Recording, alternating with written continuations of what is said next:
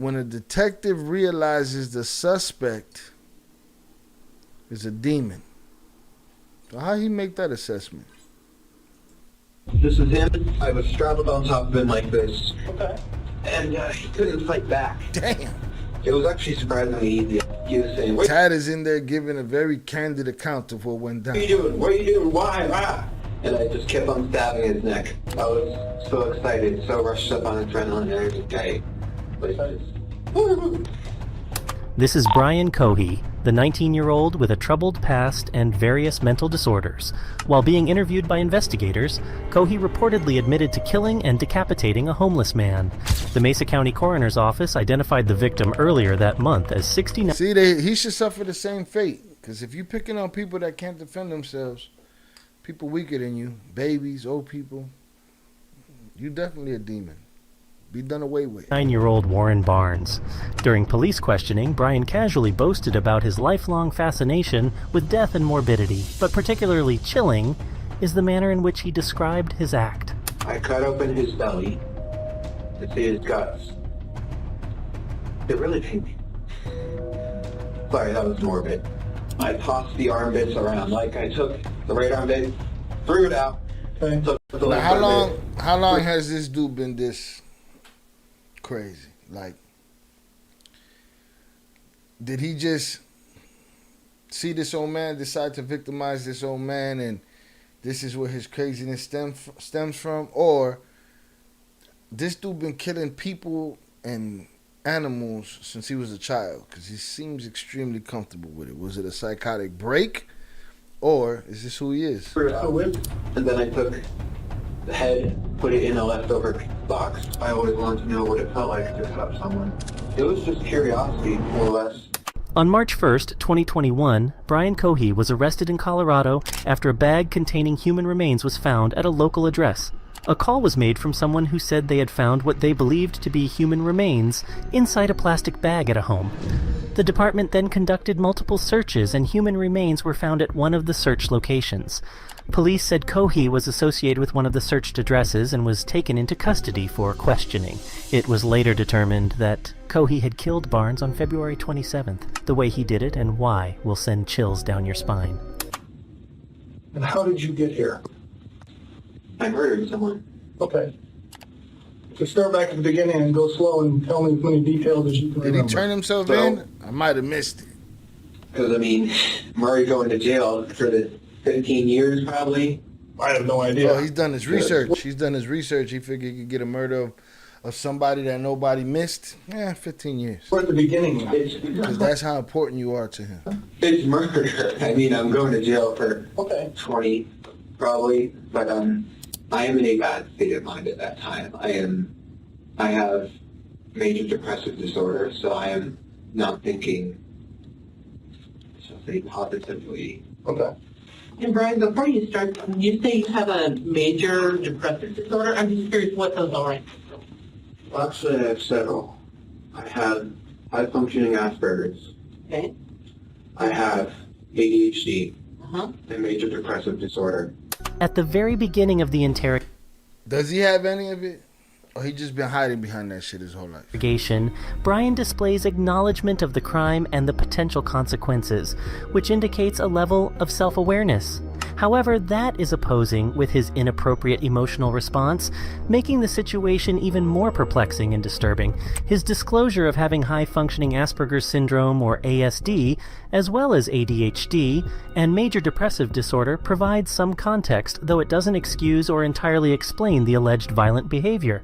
So what's important to me is to learn as much about you and what you did and as I can.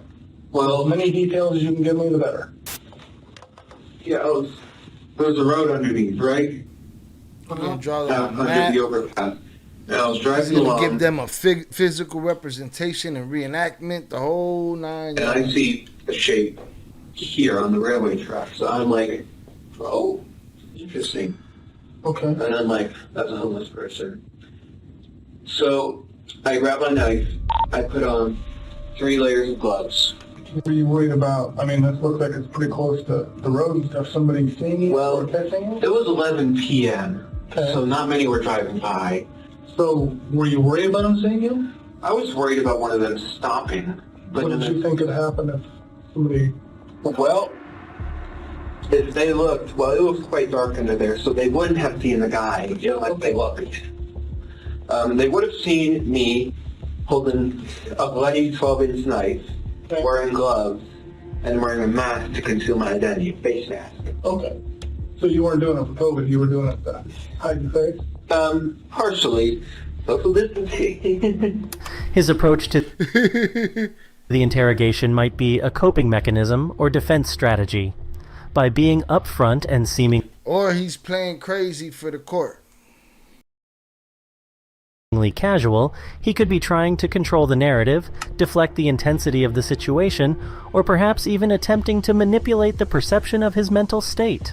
The officer had by now realized that he was dealing with an extremely dangerous individual with serious issues.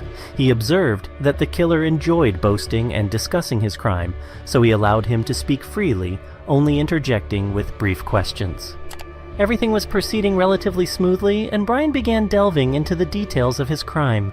It seemed like the officer would quickly conclude his questioning, but what followed was a shock that left him utterly speechless. I pulled back the canvas, and I stabbed his neck. Okay. He was panicking at first, in his old man's voice. He was in his 50s. I know why I call him an old man. He was saying, "What are you doing? What are you doing? Why? Why?" And I just kept on stabbing it. Why? That's the question. Why? There's no answer to that. Just because this dickhead felt like it.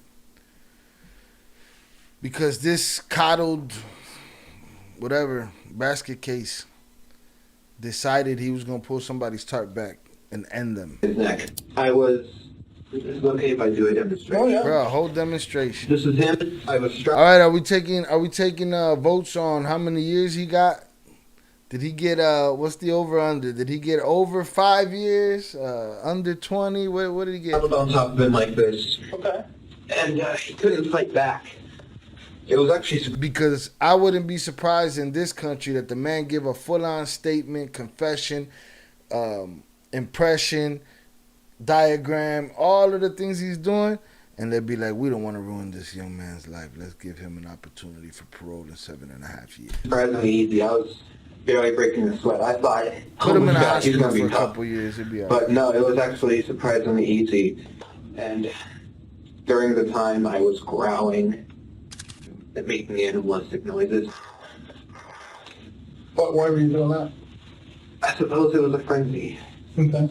I was so excited, so rushed up on adrenaline and everything. Like Okay. just, woo-hoo.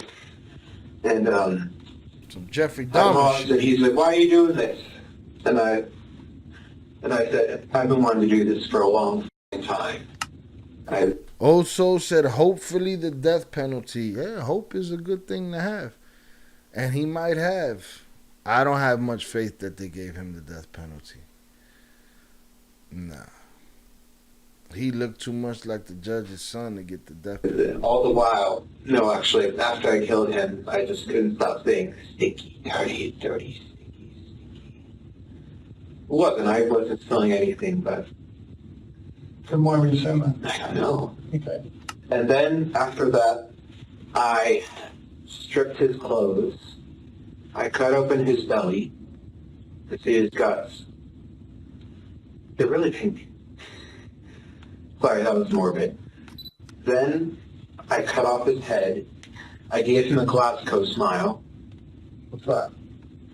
A Joker smile. So he was just sitting there playing around. I destroyed his eyes by stabbing them in. Okay. And then I cut off his hands. I put those in plastic Ziploc bags. And then I cut off his right arm at this joint Okay. and at this joint. But if you told him to butcher a chicken, he'd probably skeeve it and be like, yeah, no. But he full on in the man's guts. And then at this arm, I tried cutting it here, and then I tried cutting it here. But what happened was, I accidentally broke his bone. This one, it was poking out. Okay. And so I left that one here, partially cut, dismembered here, bone sticking out. And then I left his body there. and then I took the head, put it in a leftover box from the dinner a few nights ago. Some individuals commit heinous acts as a way to garner attention, Wait, he can't. whether A negative few nights ago. The head, put it in a leftover box from the dinner a few nights ago. Now, is this dude playing a copycat? Is this dude pulling scripture from the book of Dahmer and saying, I'm going to go find somebody that nobody's going to miss. I'm going to smoke them. I'm going to just get this notoriety. I'm going to play crazy and be done with it. Some individuals commit Copycat. heinous acts as a way to garner attention, whether negative or positive. Bragging about the crime might be a continuation of this need for acknowledgement. They might see the act as an accomplishment or something that sets them apart from others. Brian's calm demeanor, laughter, and seemingly friendly behavior during the interrogation, especially given the gravity of his crime, suggest a level of emotional detachment or disconnection from the situation. People with ASD can sometimes have difficulty understanding or expressing emotions in the same way neurotypical individuals do. While it is a spectrum and experiences can vary widely, it's essential to note that ASD alone does not make someone violent. While depression can lead to a variety of behavioral changes, extreme violence, as I know a lot of depressed people that ain't smoked nobody. described in the scenario, isn't a typical manifestation. However, it's possible that profound feelings of hopelessness, anger, or despair could play a role in the individual's actions or perceptions. Brian continued to describe his crime in detail, providing investigators with everything they needed for their investigation. He looks Actually, happy to be he there. gave them more than they wanted to know. Yeah. I was thinking about taking out his heart. I was planning to maybe keep a finger. You haven't got that far yet. No. Right, And I think you stabbed him anywhere besides, but I know you said the neck a lot of times. How many times do you think? Did you count them? No. I was going until he stopped. And here's where my car was parked. You're going to This guy's driving around. This guy got a license. He's driving the streets of your town. He's at your grocery store, your post office, ice cream stand, local public school, hospital. He's everywhere. corpse is here. You're going to want a crime scene that's roughly to the railroad tracks, because they're right here. Hit the hands and head. No, he just told them where to put the yellow tape. My room. Clean the knife. Throw away the garbage with the blood on it. In a washing machine. Put it on high speed so it would effectively remove the blood. Wash it twice. I take his body out. I put it in the water. And because I don't want fingerprints on a body.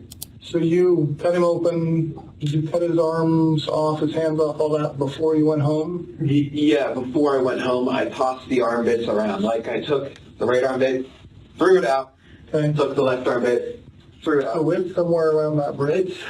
Yeah. Thank you for the water, by the way. Sure. Do you Thank need you more? for the what? For I the will take water. another, please. He took another You know, water. let me go. He ain't even asked for a cheeseburger. He's only ratting on himself, so all he needs is water. Man. Get one, okay? All right. I hope I'm being cooperative. Oh, you're doing great.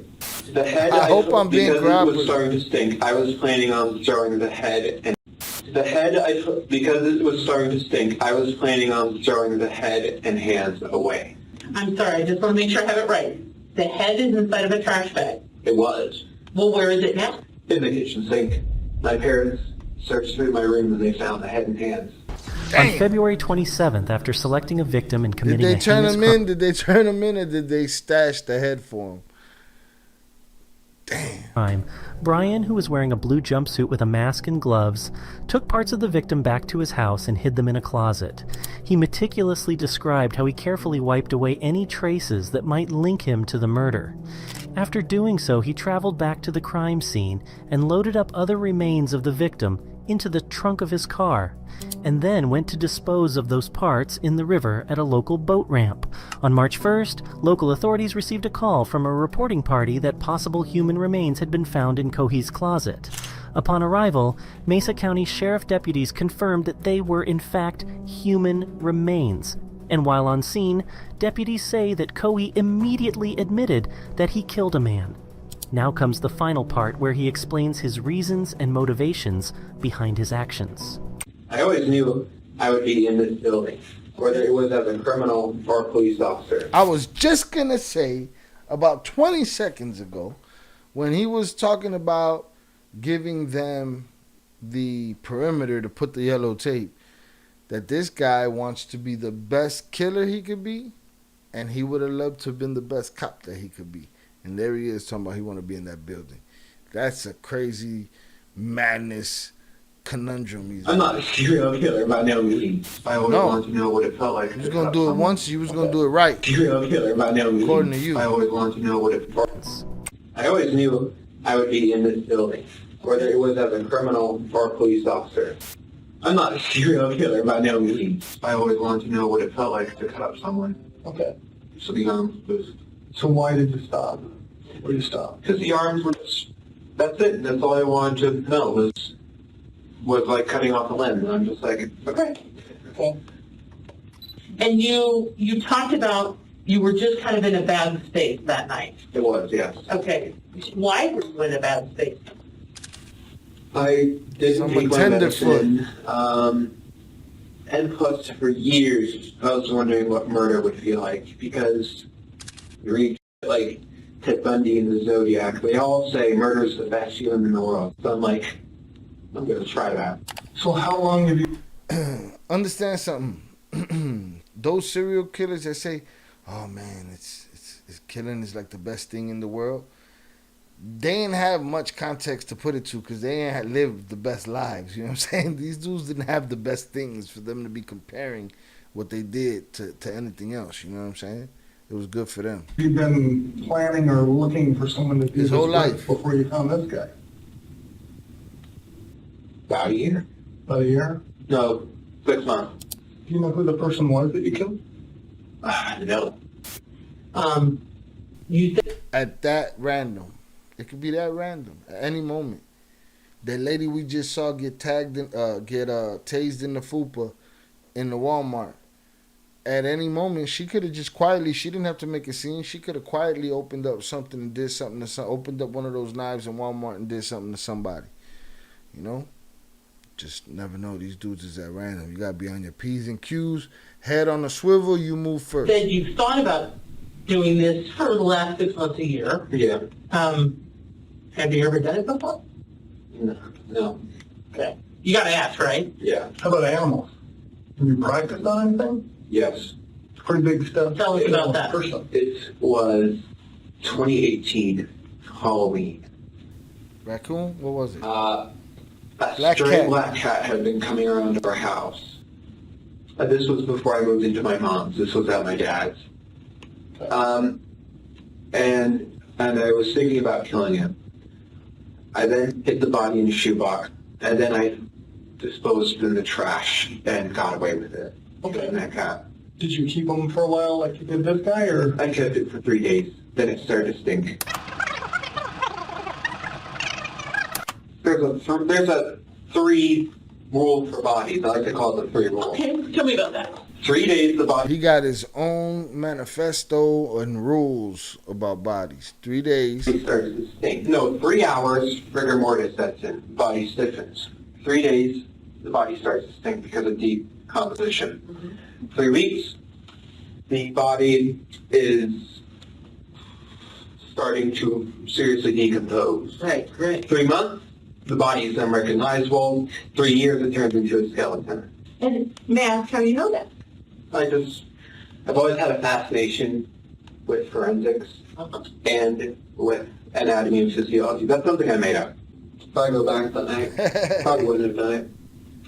Knowing that, knowing what it felt like, knowing how this will all turn out, I wouldn't have done it. Well, what did you think it was going to feel like? What did you said you were curious. What did you think it was going to feel like? I thought it would be the best feeling in the world. Wow. In summary, the suspect's behavior and statements reveal a potential mixture of narcissism, He a lack erased of the empathy, map a on the desire wall. for control, and a profound detachment from societal norms and emotions. Such a combination can be seen in individuals with severe antisocial tendencies or disorders. In the end, a jury found Brian Cohee guilty of first-degree murder. During his trial, Cohee pleaded not guilty by insanity. He was sentenced to life in prison without the possibility of parole. Told you. Just a lifer. Nothing more than a lifer. Damn. That fool was in there having the time of his life, though. Like, he been waiting for that moment his whole life. Yo, I'm going to go in here and I'm going to tell my story of... It was like, this is like another part of the rush for him. He had the rush of doing it, and he was in a frenzy, and he was in a frenzy when he was telling his cop what he did.